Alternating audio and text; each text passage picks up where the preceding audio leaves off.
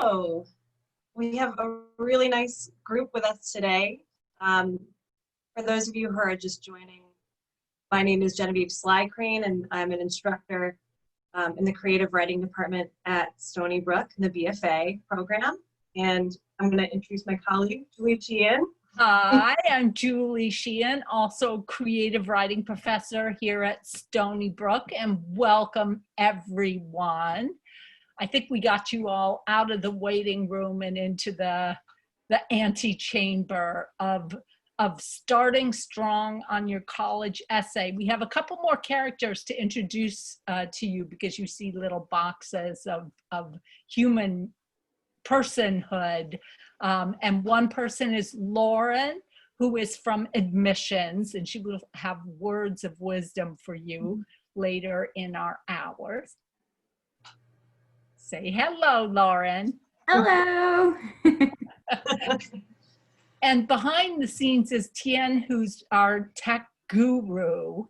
And she's gonna help manage the chat feature, which I hope you all know how to use. You can type your little messages over in the chat feature. We're going to use it to do some writing, just one sentence each.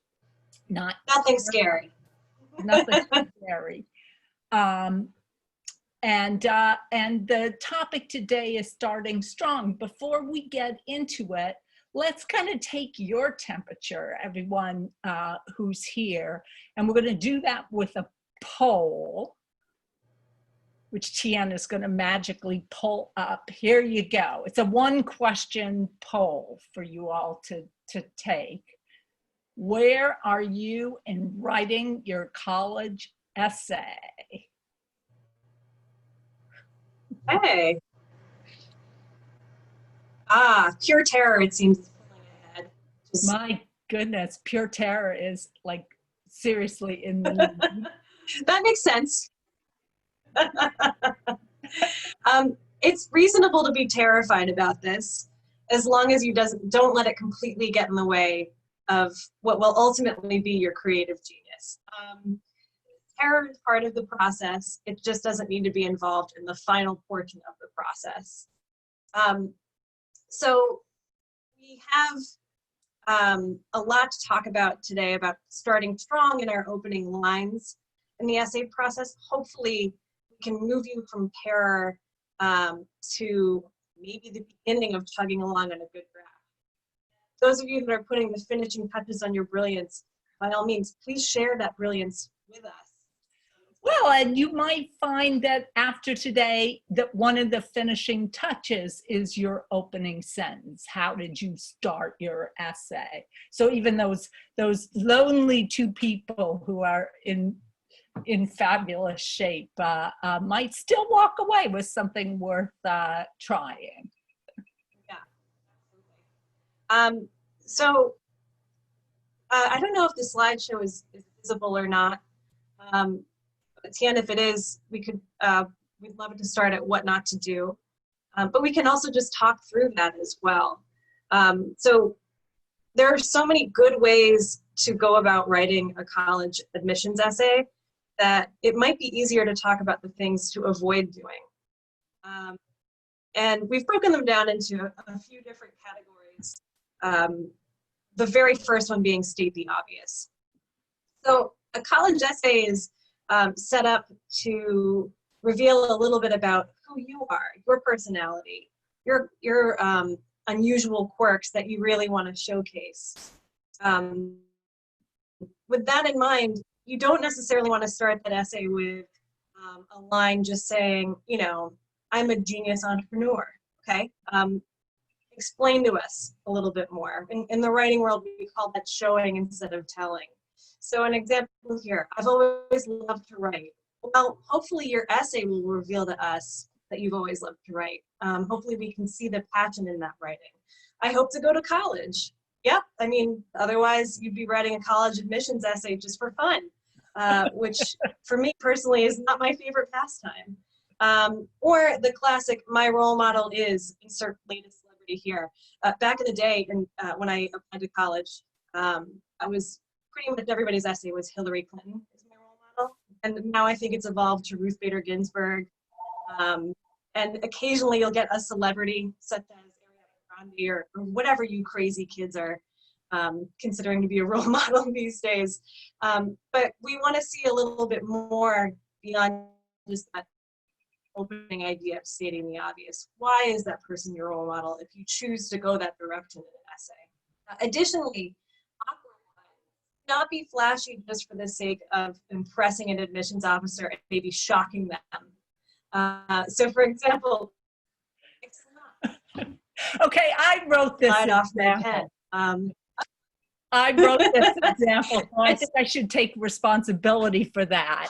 The like went overboard on your creativity sentence, which in my writing came out as like snot flowing from a runny nose. Words slide off my pen. So I guess one thing not to do is be icky.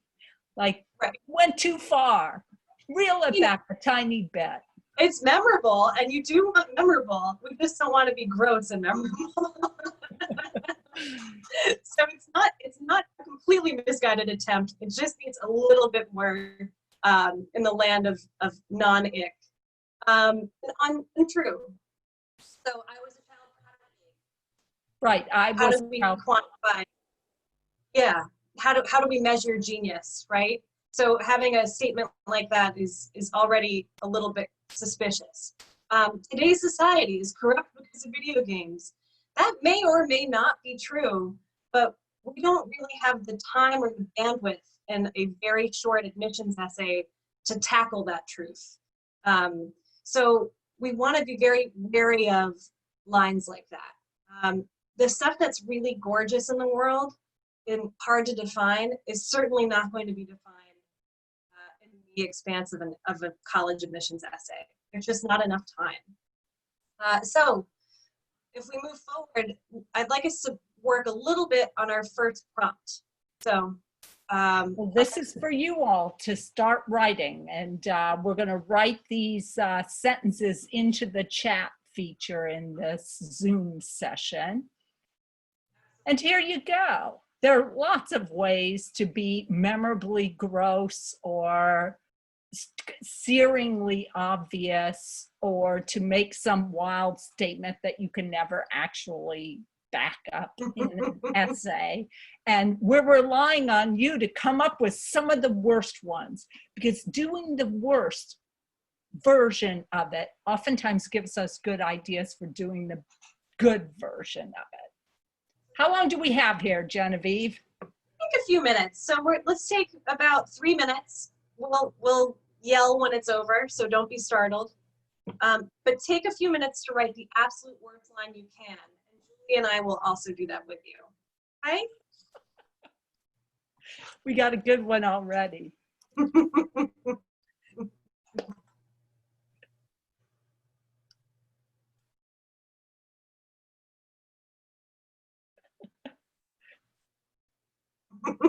These are good.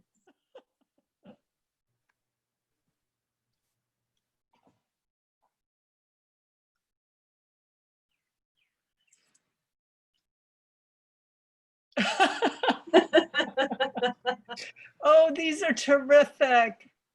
Keep them going. Take another minute if you still need to be inspired.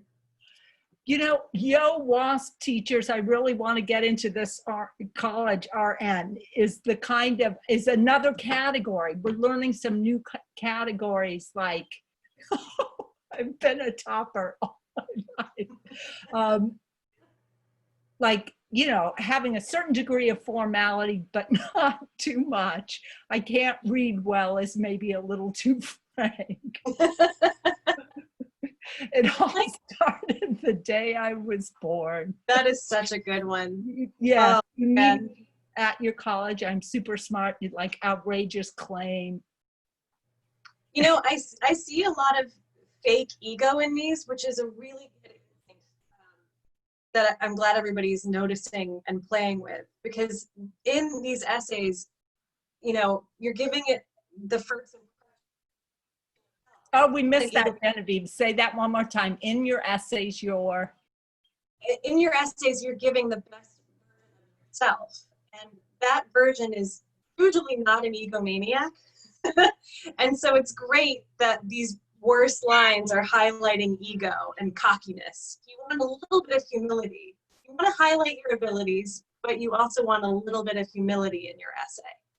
Which Dylan has captured perfectly in, I know I'm good to go here, I'm just practicing. Right? You also want to take seriously the fact that you're being read. It's a great honor to be read, to have your words read by somebody else, which is why, as someone who's read a lot of application essays to a creative writing program, the opening sentence, I've always wanted to write, or I really love writing, does nothing for me, because of course everyone who's applied is in that same boat. Right. Absolutely. If you really want to go to college, you should let me in yours, has that kind of general, like, you're not going anywhere with this. So these are very fine examples of what not to do. And your imaginations are clearly working really, really well. So let's look now at two different things that we can do instead. We know what not to do. What can we do instead? And now we're going to get to that little cue you had in the waiting room to think about a time, an event that happened to you that changed you in some way. Now, this might not be what you're going to write about for your college essay. It's for us to practice on, right? But if there was an event that happened in your life that changed you, it means you kind of have a story to tell, right? So instead of, you should accept me because I'm different from Melanie, you know, maybe tell the story that shows how different your experience is, right? So how do you get into a story?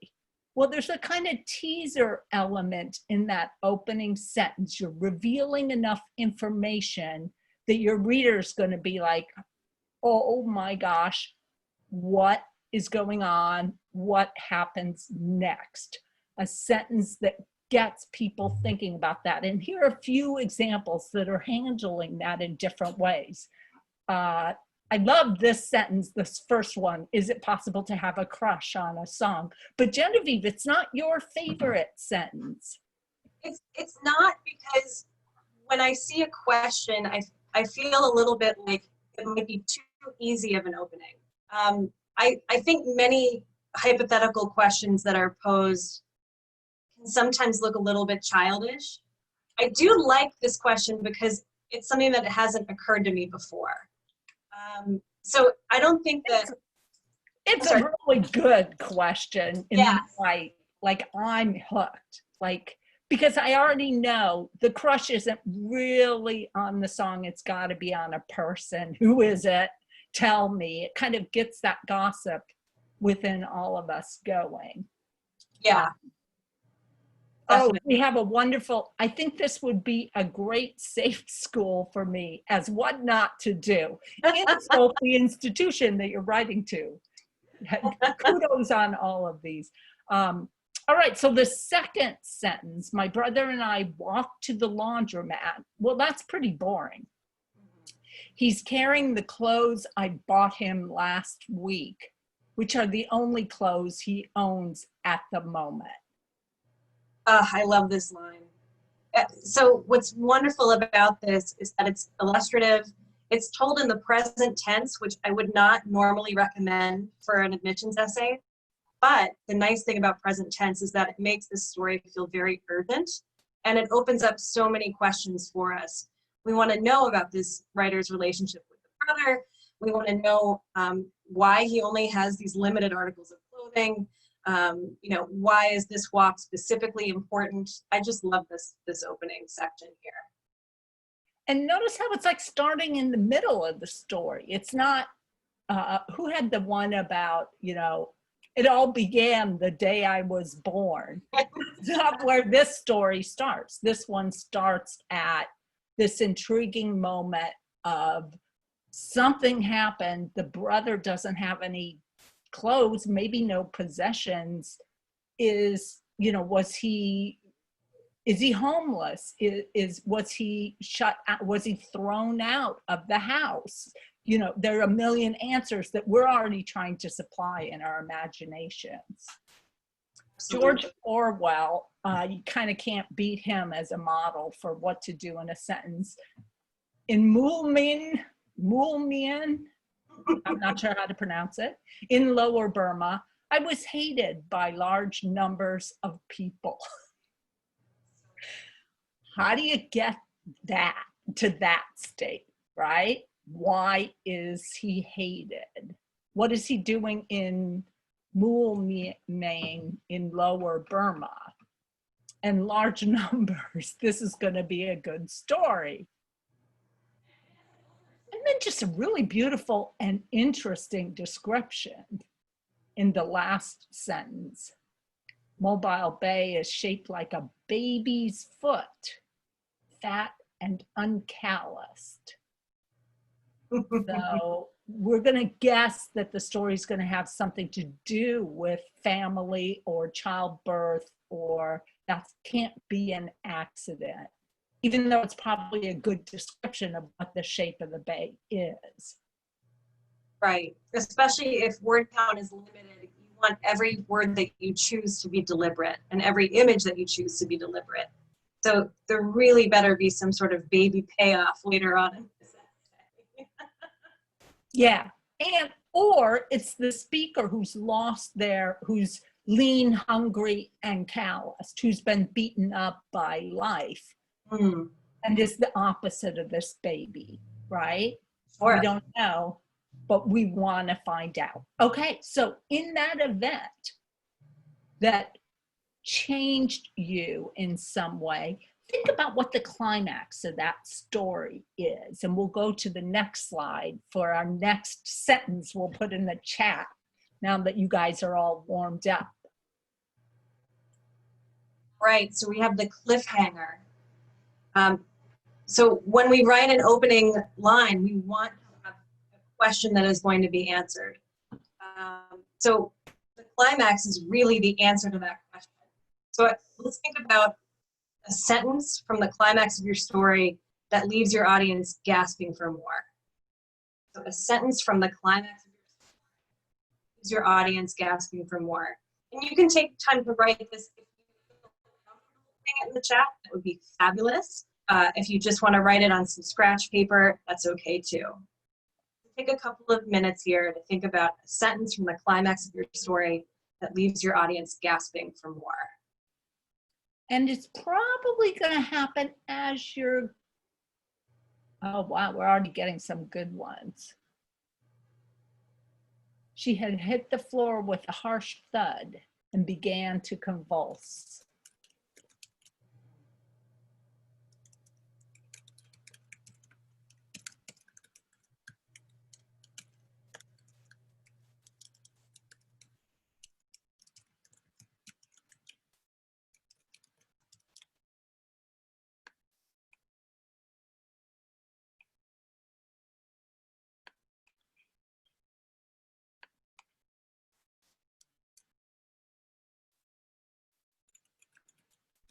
Oh, good ones coming in. Keep it up.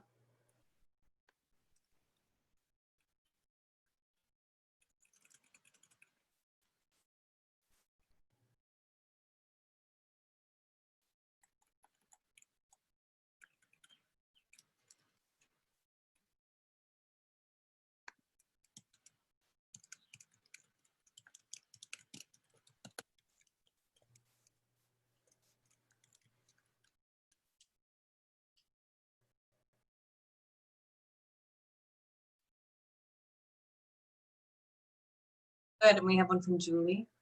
I liked Maddie's also. I stood confused as my dad placed his hand on my shoulder, telling me the only plan that works is no plan at all.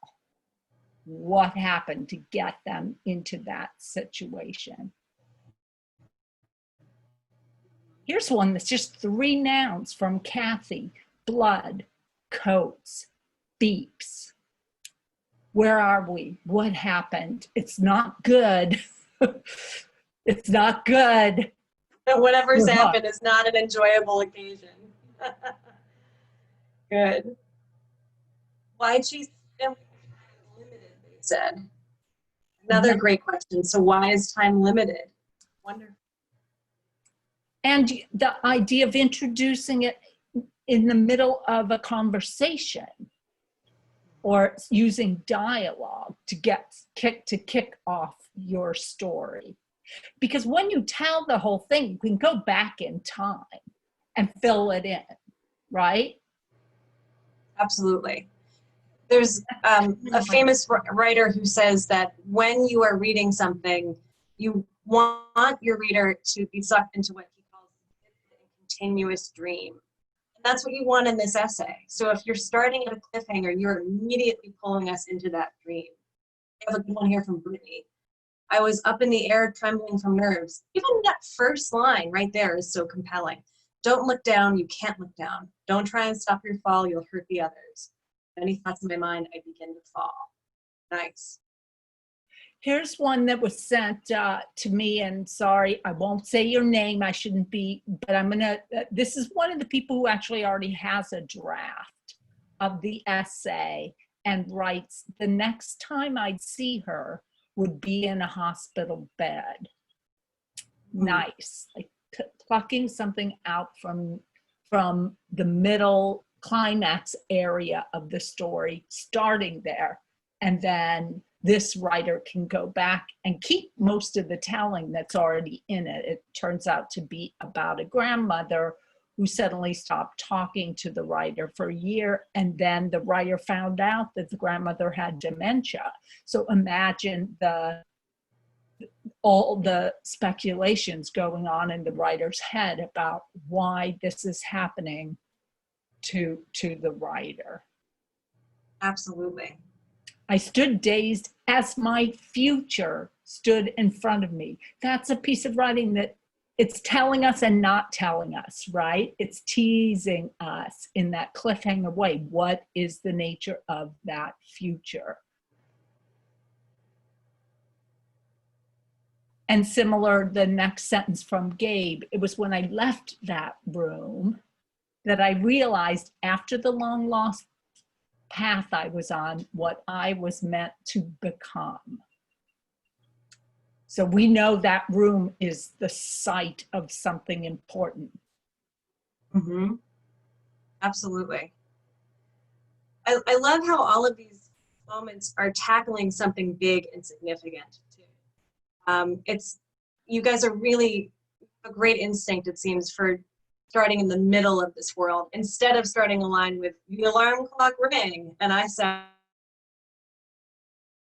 up in bed like, oh no alarm clocks, please. No start to the morning. These are much more compelling.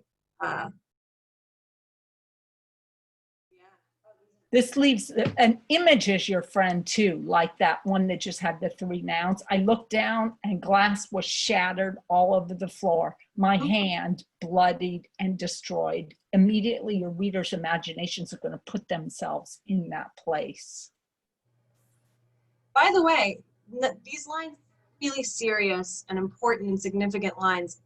Do not be afraid though of starting your essay with a happier moment in your life. A life-changing climax moment doesn't necessarily have to be a devastating one. And I just want us to be mindful of that too. Your life story doesn't have to be about moments in which the metal of your life has been tested. It can just be about an evolution for better or for worse. So don't rule out those positive moments either. And positive moments also have a climax. They have a tension. Like, will the story turn out well? If the story does turn out well, you know, that they still have that moment toward the middle of the story that you can use as your starting point. Yeah, I see a good question here. How do you prevent a sob story? That's an excellent question. We want to have a Q&A period at the end. So if I'll make a note to bring it up. Yeah, and if you don't mind bring that in, because remember, one of our things not to do was to go too overboard. So you kind of have to draft it and see what you've got and then keep coming back to that opening sentence. Is that really the sentence that launches my reader? Where does my essay deliver what that sentence is promising? It's okay to make an essay reader cry. It's okay to make them laugh. It's okay to make them feel warm. So, you know, pathos is not bad. Absolutely. I never knew I would get the news the way I did. You guys are really getting the point of this exercise, which is how much information you give.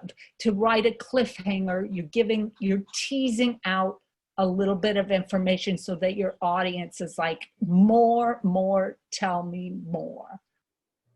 Yeah, definitely. And I see a note here, as a writer, I want to be honest about my conflicts. Absolutely. Even if you're starting with a climax or a cliffhanger, it's not a lie. It is a true moment in your life that has happened and feels significant to you. That's Honesty is key. It's the perfect segue to the next slide, which is a second way to think about how to start. Because you can start with a big old statement of truth, right? It has to be true. And it has to be something that your essay actually delivers, a truth, incline, impact, revelation.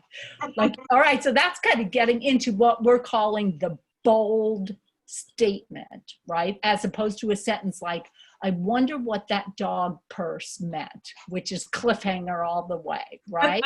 So a second way to think about it is make a bold statement. It can't be, you're going to let me into your college because I'm the greatest applicant you've ever had, or, you know, our terrible sentences that we already wrote.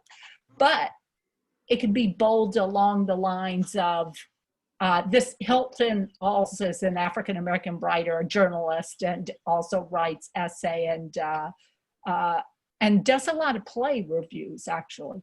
But anyway, this is just a terrific opening sentence if you know the author, especially. All this talk about diversity in newspapers, on college campuses, at the Oscars, can be hard on a liberal white guy. It still has an element of teaser because we know that the author is not the liberal white guy. But it's funny, and it's a big statement about our cultural conversation, right?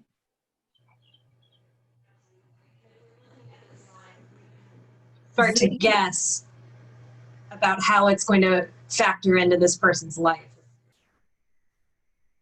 The Zadie Smith one? Yeah. Yeah. So Zadie Smith is, it might be useful to distinguish what do you like about that line, Julie? I like that it's making the bold statement, but look at it, the tense. It might be useful.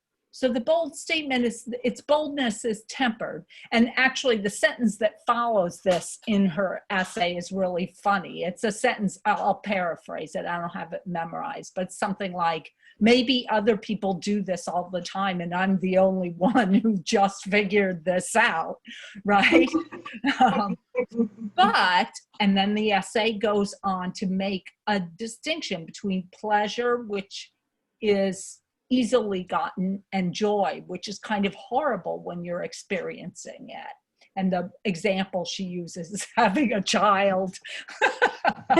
There's something terrifying about it. It's pure joy, but it's not like pleasure, like, ooh, I love it when my coffee has just the right amount of cream in it. That's pleasure.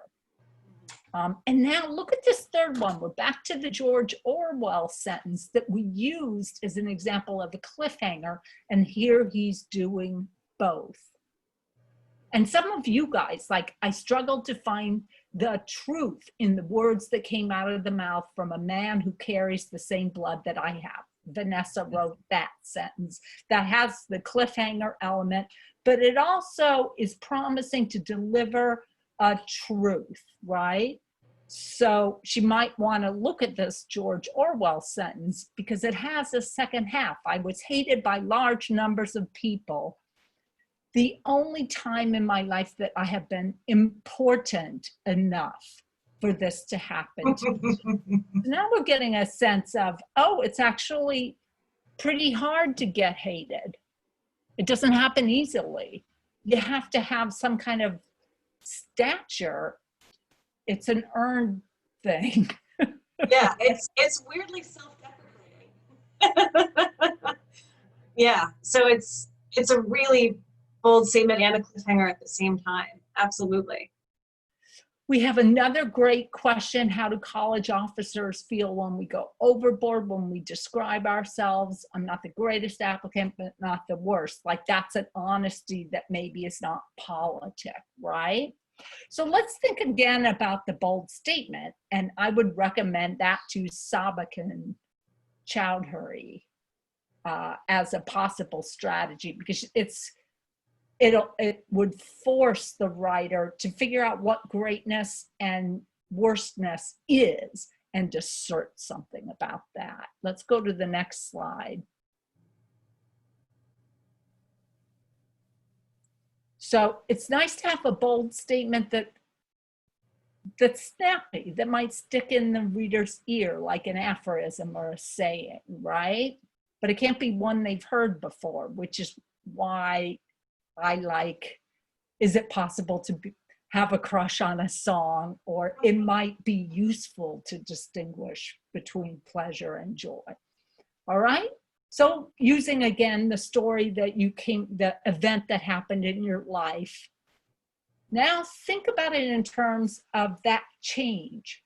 What does that event tell you about your own beliefs or your own values, as opposed to, say, Vanessa's example, where the truth that someone else is offering is not my truth. My truth is different. And asserting it positively, right?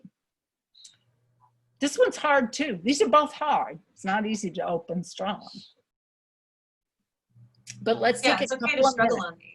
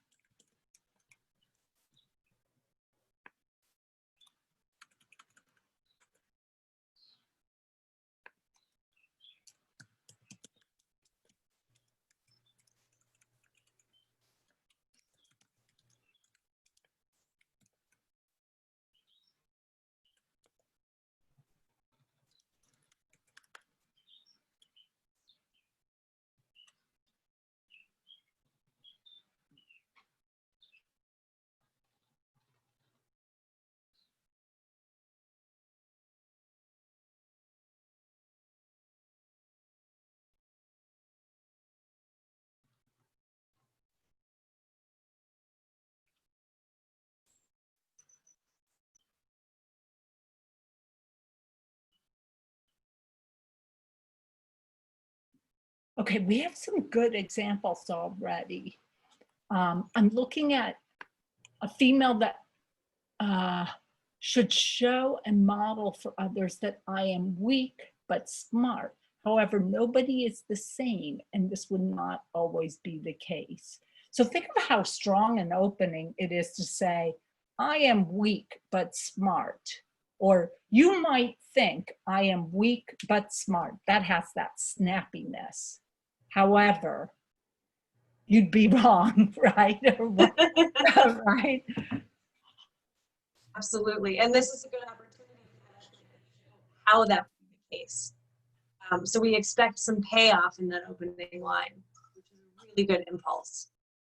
Julie wrote, having long thought it an honor to have readers, I now believe that I am myself my best and perhaps only reader. I was thinking of a time I got booed and why that has stayed with me for so long. Oh, God. Yeah, and that says a lot about the writer immediately. We see some emotional evolution, which is always good to convey in an essay, right? And we also see that this person's sense of esteem has changed over time. My failure was my biggest accomplishment. Genevieve, I love your instinct in your sentence. I would definitely start with the worst kinds of people are those who don't return their, just start right there, right? Yeah. The worst kinds of people are those who don't return their cart to the appropriate spot. I stand by that, by the way. Good. Dylan's doing a story cliffhanger. Nice job, Dylan. That's, I guess, just coming to me. A good cliffhanger sentence. Gianna, I'll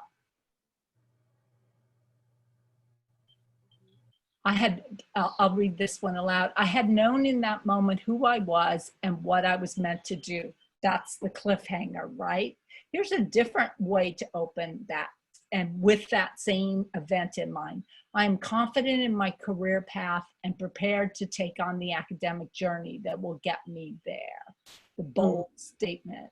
Oh, my failure was my biggest accomplishment is one of our sentences. That's terrific. And I see one from Cecilia that I like too. Every day I am more convinced that I am who I am despite how my parents raised me, not because of them. Yes, and we know there's going to be, the bold statement is easier to do about yourself than the world, right? Definitely, yeah. Because otherwise it can sound a little bit preachy. So it's smart to keep it to the topic you know. Yes. Good.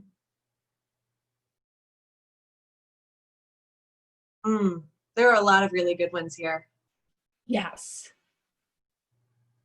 Nicely done, guys. Yes, and we had a question about how do you turn your statement into a bold statement? What's our next slide? Sorry. It's not going to answer that question on point, but it might be. Oh, it's Lauren talking a little bit about topics for essays, which can sometimes rule in and rule out the bold statement or the cliffhanger. The only way to turn your statement into a bold statement is revision. You have to polish it like a gemstone, right? I value my mistakes as well as my successes because in the end, they won't stop me from being who I am. That's a good draft. It's getting going. What would you take out? What would you leave in? What words would you substitute for that to give it that sense of a memorable statement that would sink into your ears? But awesome first drafts from you guys. Don't be terrified of that blank page because I can tell that you guys can fill that page. I know you can fill it. Okay, so let's talk a little bit about the from an admissions point of view, what works and doesn't work, Lauren. Sure. So some of you may be submitting the common application, which is one application that you can send to multiple colleges across the country. And the Common Application has about 5 or 6 essay prompts for you to choose from. So there is a range of them. Some of them talk about obstacles. Some of them have you discuss an accomplishment. One topic is topic of your choice. So you do have a wide range of options there. I will give you one piece of advice when submitting your application. Just know that if you're submitting that application to multiple colleges, you want to make sure that in your essay, you don't say that this is why I think Stony Brook University is the right fit for me, because that essay is going to multiple colleges. So other colleges will be reading that as well. So you don't want to necessarily be too specific. If you do want to send a specific essay like that with your application, I would recommend just reaching out to the school directly and asking them to add that to your application. So just keep that in mind. You definitely want to write about something that you're passionate about, because it will be interesting to us. So even if it's something that you think might not be that interesting, if you're passionate about it, it will come across as being interesting. And those are my favorite essays. Sometimes the most mundane things in life students write about that they're passionate about, and I think about it and I'm like, oh wow, that is kind of interesting. I never thought of it that way. So definitely pick something that you're really interested in. And as we mentioned before, don't tell us, show us. So really be descriptive and really paint that picture for us with your words. And like as your English teacher. Can I interrupt you for 1 second, Lauren? Because Yeah. I just wanted to say one thing. So if you're starting out with bold statement, which you don't have to write that at the beginning. You could write that after you've drafted it and figured out, like, what do I mean? I do that all the time. I don't know what I mean till I've like finished writing something, and then I'm like, oh, I'm actually talking about this. So I could make a bold statement to put at the beginning after. I mean, the reader's not going to know that I didn't write that first. So that's an example of telling. The bold statement tells you. So the rest of your essay wants to really show why that bold statement is true. So you could go from a bold statement to a cliffhanger story, right? Because the story's that going to show the ideas in the bold statement in action. Yes. And definitely proofread. I know it sounds silly, but proofread. You'd be surprised at how many mistakes students send to us. Yeah, so spell everything out. So proofreading's when you might notice, like, oh, I put Stony Brook in this, but I'm secretly also applying to 4 other universities. Right? That's when you'll notice. Absolutely. Oh, wait a minute. I should put the name of the university in. We did have a question about sending one essay to every college, sending the same essay. And Lauren, maybe you could talk about that. Sure. So if you're choosing one of the essay prompts in the Common Application, like a challenge or something of that nature, something that you've overcome, yes, so you're going to send that one essay with your application, and if you're using the Common Application, and then all the schools you apply to will see that essay.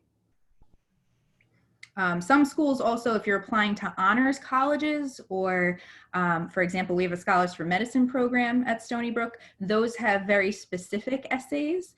So just know that you might also be required to write an additional essay for a particular type of program that you're applying for as well.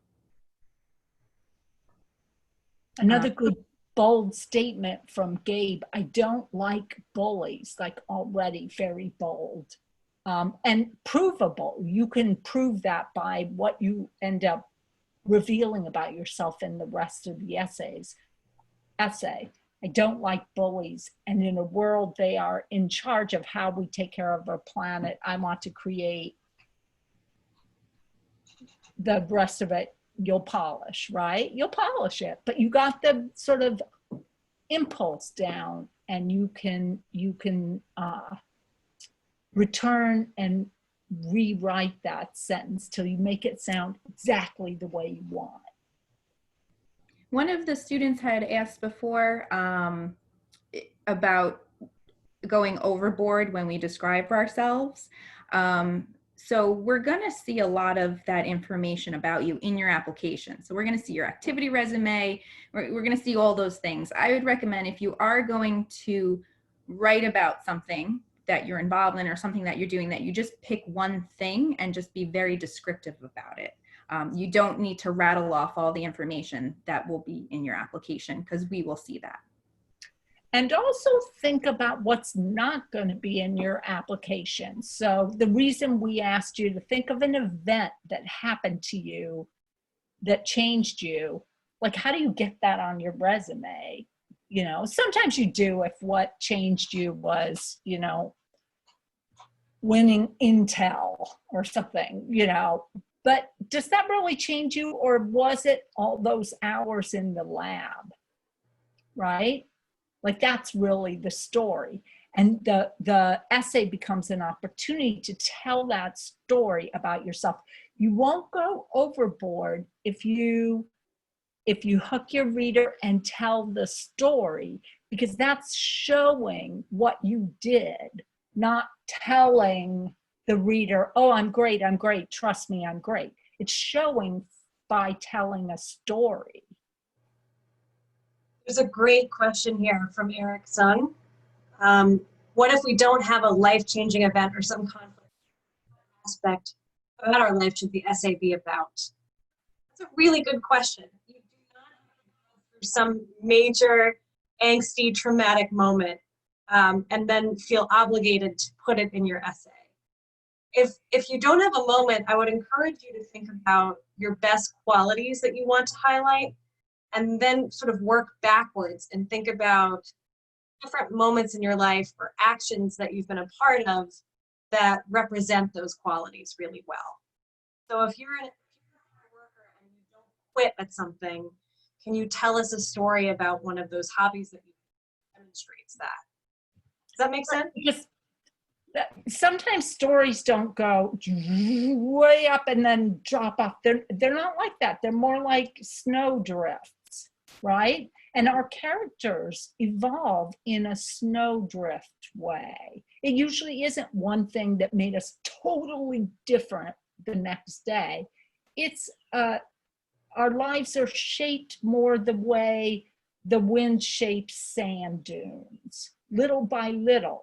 So sometimes the story you're telling, you can still use the strategy of plucking out information from the middle of your story of how you became the person that has this admirable quality, and attach it to an event, even though that one event isn't the whole story.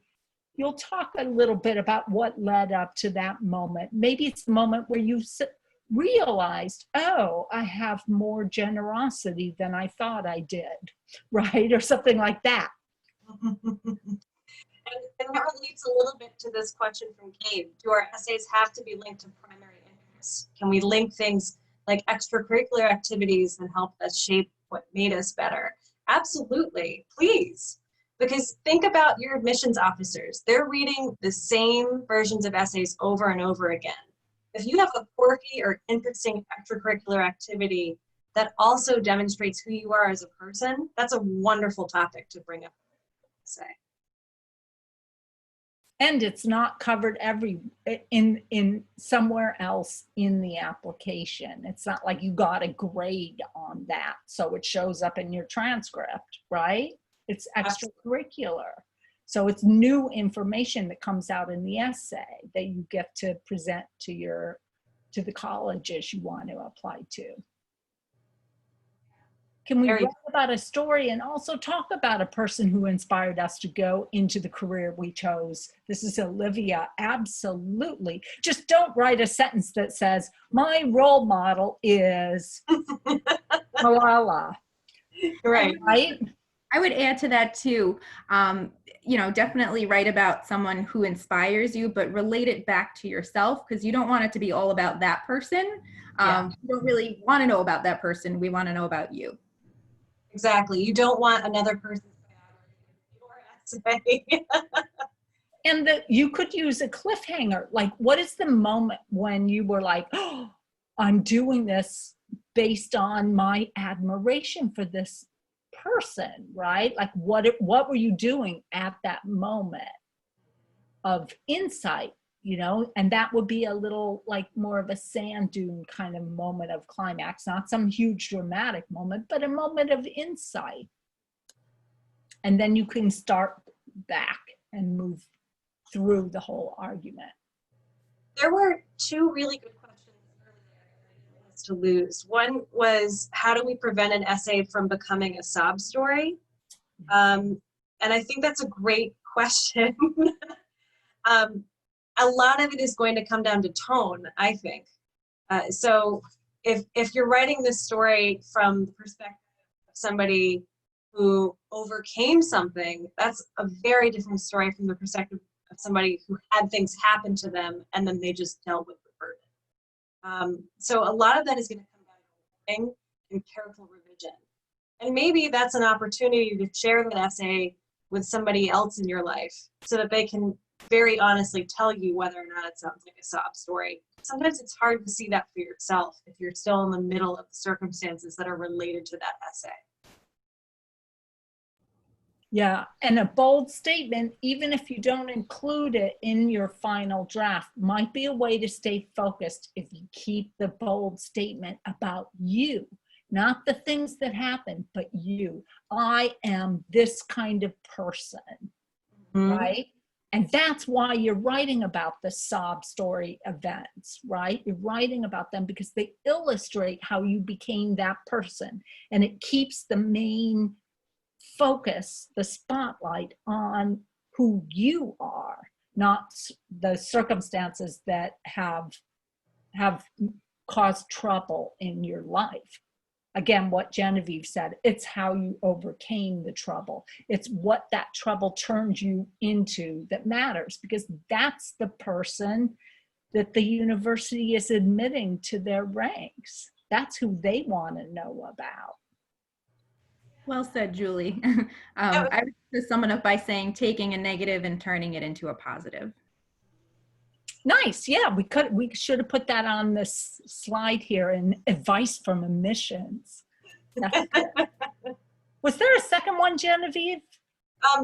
It was, I think, more an observation. A student wrote, perhaps highlighting achievements, but also showing humility is the way to go. I fully agree with that. You don't need to throw your achievements over to luck, though. Don't say good fortune got you what you needed or luck got you what you needed. You can show humility by saying you worked really hard for this thing and you still managed to get what you needed, for example. So by all means, humility is key, but don't allow it to downplay what you've actually accomplished. Because you want to bag a tiny bit in this essay.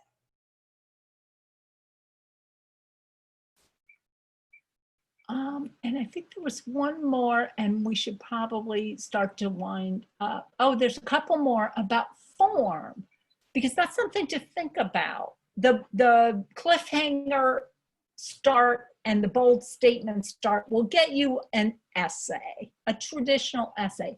But what about writing in letter form, right? That's epistolary essay, right? You could do that. Someone asked, could you write it as a poem? Yes, you could write it as a poem, right? Now, when you do that, the bold statement that you're making is to break the essay form, right? Because most readers of essays are going to expect to see paragraph, paragraph, paragraph, right?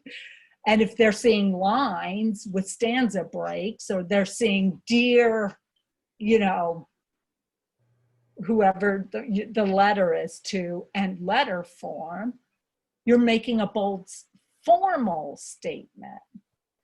So there again, you want to make sure you're telling the truth, right? Does your essay deliver, does your letter deliver the boldness that it promises when you chose that form, right? That's what I would think about. And Genevieve's advice about giving your draft to other people to read is great. How many words is too many in a college essay? And I think they pretty much give you a word limit, Lauren, but what is it? We usually say stick with the page. Okay. Stick with the page, right? The longer your essay is, I feel like the more chances you have to screw up. So it's possibly helpful to keep things short. Now don't write a paragraph and walk away, right? But think about what is essential, what is important, what are you proud of? Do not keep talking if you feel like you've already said what you needed to say and you did it beautifully. You'll find that those words go pretty fast if you're telling a story.